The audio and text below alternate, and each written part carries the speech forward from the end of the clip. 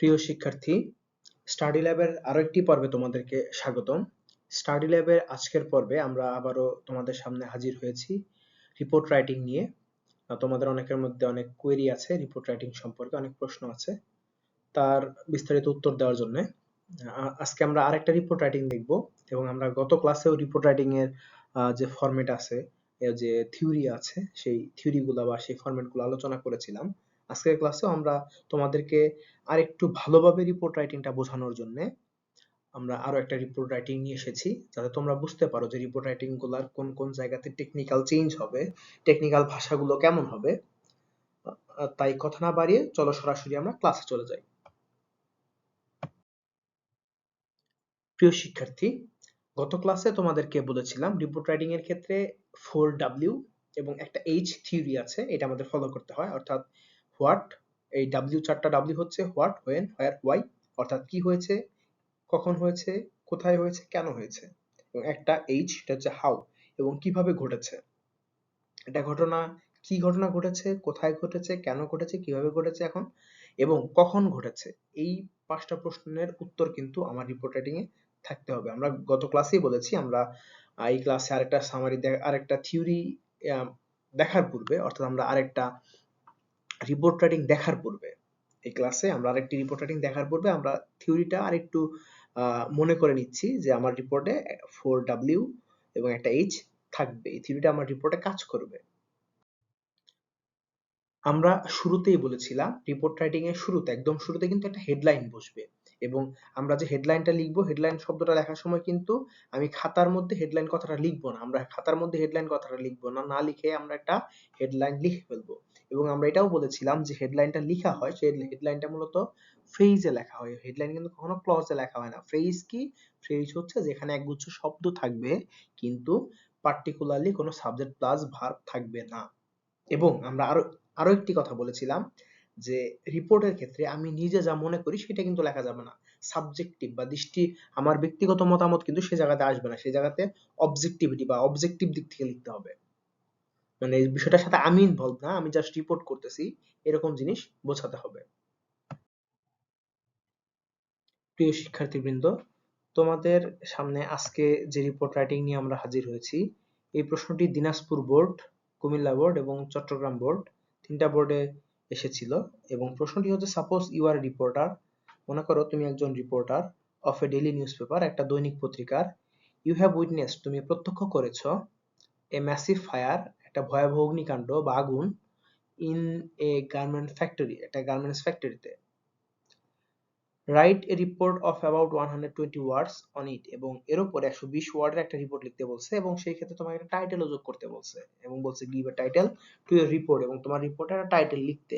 অর্থাৎ আমরা যেটাকে হেডলাইন বলি নিউজের ক্ষেত্রে বা নিউজ পেপারের ক্ষেত্রে। এবং এই ক্ষেত্রে অবশ্যই তুমি টাইটেল বা হেডলাইন শব্দটা লিখবা না, না লিখেই এরকম একটা হেডলাইন দিবা, যেমন massive fire on Hamim garment factory. So এইরকম হচ্ছে একটা হেডলাইন হবে, এবং হেডলাইনটা সবসময় হবে ফ্রেজে, কখনোই ক্লজে হবে না। ক্লজে হবে না মানে এই জায়গাতে সাবজেক্ট প্লাস ভার্ব এই ফরম্যাটটা থাকবে না, একাধিক শব্দ থাকবে কিন্তু কোনো সাবজেক্ট প্লাস ভার্ব থাকবে না।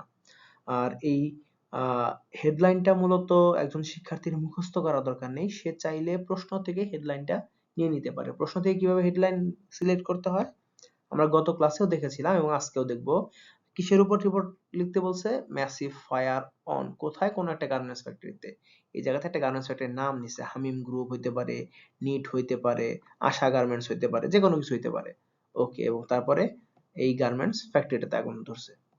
অর্থাৎ আমাদের হেডলাইনটা দাঁড়াইছে এরকম, ম্যাসিভ ফায়ার অন। এই অংশটুকু কিন্তু আমি জাস্ট প্রশ্ন থেকে নিয়েছি, এই যে ম্যাসিভ ফায়ার অন এটুকু থেকে নিয়েছি। এবং এরপরে একটা গার্মেন্টস এর নাম, এটা আশা হইতে পারে, এটা হামিম হইতে পারে, এটা স্বপ্ন হইতে পারে, যে কোনো গার্মেন্টস হইতে পারে, নিট হইতে পারে, ওকে, কিন্ট হইতে পারে, কেন্ট হইতে পারে, এই টাইপের। এবং তারপরে এই যে গার্মেন্টস ফ্যাক্টরি, এই অংশটুকু কিন্তু প্রশ্নেই আছে। অর্থাৎ আমাদের যে হেডলাইনটা কিন্তু মোটামুটি প্রশ্ন থেকেই নেওয়া। এবং এরপরে কে রিপোর্টটা লিখছে তার পরিচয়, পত্রিকার নাম, কোন জায়গার খবর বা কোন জায়গার নিউজ এবং কত তারিখের, এই জিনিসটা লিখতে হয়। এবং যদি প্রশ্নে কোনো নাম দেওয়া থাকে, সাপোজ ইউ আর রাজু, করিম, রহিম, যদু, মধু, সেই ক্ষেত্রে আমাকে সেই নামটা লিখতে হবে। যদি প্রশ্নে কোনো নাম দেওয়া না থাকে আমি চাইলে নামের অপশনটা বাদ দিয়ে দিতে পারি। আর যদি চাই নাম দেওয়ার পরে আমাকে লিখতে হবে কমা স্টাফ রিপোর্টার অথবা স্টাফ করেসপন্ডেন্ট। যেহেতু প্রশ্নে রিপোর্টার দেওয়া আছে আমাদের এই জায়গাতে রিপোর্টার ব্যবহার করাই ভালো, স্টাফ রিপোর্টার, তারপরে কমা পত্রিকার নাম। পত্রিকার নাম যদি দেওয়া থাকতো তাহলে আমাকে ওইটাই লিখতে হইতো, যদি দেওয়া না থাকে সেই ক্ষেত্রে আমি আমার ইচ্ছা মতো পত্রিকার নাম বসাইতে পারি। সেই ক্ষেত্রে দ্য ডেইলি স্টার বা দ্য নিউ এজ বা দ্য নিউ নেশন অথবা দ্য বিজনেস স্ট্যান্ডার্ড অথবা দ্য ঢাকা পোস্ট, অনেক কিছু আসতে পারে এরকম পত্রিকার নাম যদি থাকে আর কি। এরপরে কোন জায়গায় ঘটনাটা ঘটছে বা কোন জায়গা থেকে রিপোর্টটা হইতেছে, সাভার। আমার ঘটনাটা মূলত আশুলিয়া সাভার কেন্দ্রিক, যেহেতু এলাকাটাতে গার্মেন্টস ফ্যাক্টরি বেশি। এবং তারপরে কত তারিখে এই রিপোর্টটা লেখা হইতেছে সেইটা। এবং আমরা এর আগের দিন দেখেছিলাম যে আমরা চাইলে একই লাইন থেকে রিপোর্টটা শুরু করতে পারি, সেই ক্ষেত্রে আমাদেরকে এই অংশের নিচে অর্থাৎ কে রিপোর্টটা লিখতেছে, কোন পত্রিকার, কোন জায়গার, কত তারিখের, এর নিচে আমাদেরকে আন্ডারলাইন করতে হয়। যদি আমরা একই লাইনে লিখতে চাই আন্ডারলাইন করতে হয় এবং তার পাশে থেকে লেখা শুরু করা যায়। আর যদি আমরা আন্ডারলাইন না করি সেক্ষেত্রে আমাদেরকে এক লাইন নিচে নেমে অর্থাৎ এই জায়গা থেকে আমাদেরকে রিপোর্টটা শুরু করতে হবে। ওকে, সো রিপোর্টটা হচ্ছে এরকম: yesterday a massive fire broke out at a garment factory of Hamim group at Ashulia Savar. অর্থাৎ গতকালকে আশুলিয়ার সাভারে হামিম গ্রুপের একটা গার্মেন্টস ফ্যাক্টরিতে আগুন লেগেছে, ভয়াবহ অগ্নিকাণ্ড ঘটেছে। কি ঘটেছে, আমরা যদি আমাদের সেই WH থিওরিতে যাই 4W1H, সেই ক্ষেত্রে কি ঘটেছে, ঘটনা কি? ঘটনা হচ্ছে এই ম্যাসিভ ফায়ার ব্রোক আউট অর্থাৎ আগুন লেগেছে। কোথায় লেগেছে? হামিম গ্রুপে। কোথায় অবস্থিত এটা? আশুলিয়া সাভারে। সো আমরা কি ঘটছে, কোথায় ঘটছে, এই তথ্যগুলো কিন্তু পাচ্ছি। এবং কবে হইছে এই কাহিনী, এই ঘটনা কবে হইছে, এটা হচ্ছে গতকালকে হইছে। আমরা সময়টাও কিন্তু জেনে যাচ্ছি হোয়েন। এরপরে বলতেছে অ্যাকর্ডিং টু দ্য ওয়ার্কার্স, যারা শ্রমিক ছিল, যারা কর্মী ছিল, তাদের মতে দ্য ফায়ার অরিজিনেটেড, আগুনের উৎপত্তি ফ্রম ইলেকট্রিক শর্ট সার্কিট, অর্থাৎ বৈদ্যুতিক শর্ট সার্কিট থেকে। আমরা আগুনের কারণটা কিন্তু জানতে পারলাম, কেন হইছে, হোয়াই পাইলাম আমরা। অ্যারাউন্ড 10:30 AM, সকাল প্রায় 10:30টার দিকে। আমরা কিন্তু আবার সময় পেয়ে গেছি, হোয়েন পার্টিকুলারলি টাইমটা। অন দ্য ফোর্থ ফ্লোর, কোথায় অগ্নিকাণ্ডের সূচনা ঘটছে? চতুর্থ তলায়। আমরা কিন্তু পার্টিকুলারলি পেয়ে যাচ্ছি। Very soon smoke cover the whole building, খুব দ্রুতই আগুনের যে ধোঁয়া, সেই ধোঁয়া পুরো বিল্ডিংটাকে গ্রাস করে ফেললো, পুরো বিল্ডিং ব্যাপী ছড়াই গেল। And the main gate was closed, এবং এই গার্মেন্টসের যে প্রধান যে ফটক বা গেট সেটা বন্ধ ছিল। অ্যাজ এ রেজাল্ট, ফলে the people inside the building could not come outside, এর ফলে যেসব লোকজন, যেসব কর্মীরা, যেসব ওয়ার্কাররা বিল্ডিং এর ভেতরে ছিল তারা বাইরে আর বের হতে পারেনি। Therefore the fire took life of 31 workers and many more are fighting with life and death situation. এর ফলে এই অগ্নিকাণ্ডে বা এই দুর্ঘটনায়, এই আগুন দুর্ঘটনায় 31 জন শ্রমিকের প্রাণহানি ঘটে এবং আরো অনেকেই জীবন মৃত্যু সন্ধিক্ষণে বা তারা মৃত্যুর সাথে পাঞ্জা লড়ছে। The fire brigade and civil defense rescued sorry rushed to the spot immediately to extinguish fire, অর্থাৎ ফায়ার ব্রিগেড যারা আছে বা দমকল বাহিনী যারা, তারা ঘটনাস্থলে দ্রুত ছুটে গেছে। টু এক্সটিংগুইশ মানে হচ্ছে নিভানো, কি নিভানো? আগুন নিভাতে। তারা হচ্ছে আগুন নিভাতে দ্রুত চলে গেছে বা জায়গায় সেই ঘটনাস্থলে পৌঁছেছে।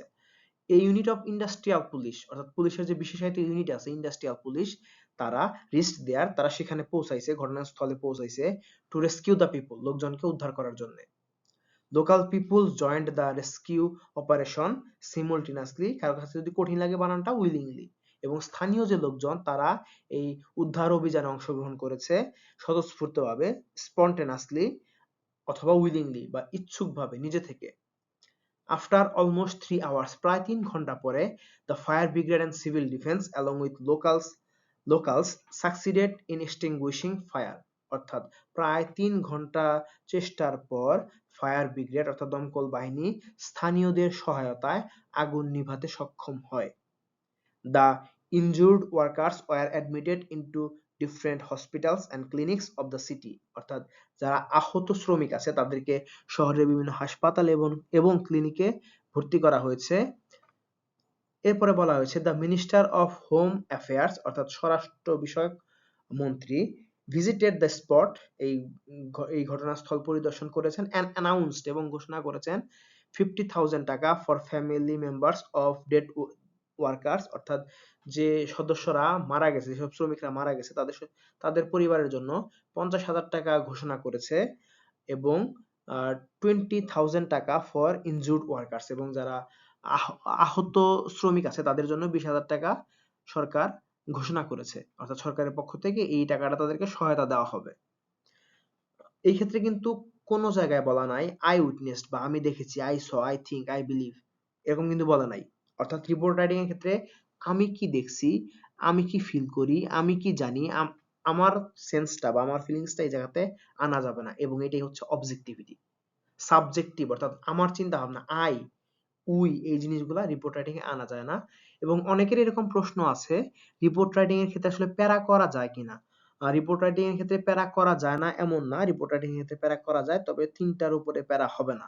তবে এই প্যারাগুলো আবার কিন্তু এসের মতো প্যারাগ্রাফ হবে না।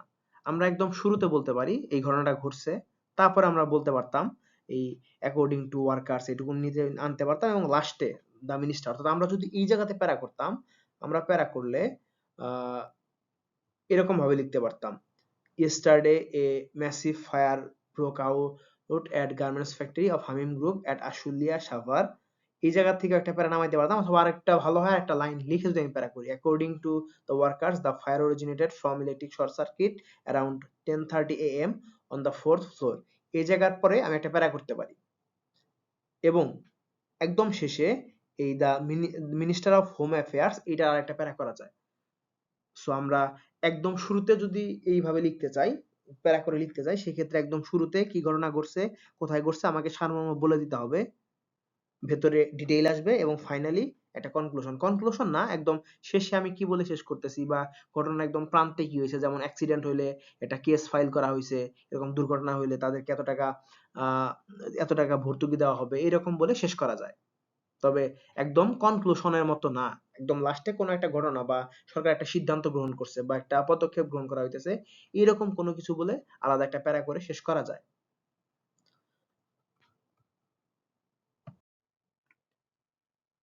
আশা করি তোমরা আজকের ক্লাসটা বুঝতে পেরেছো।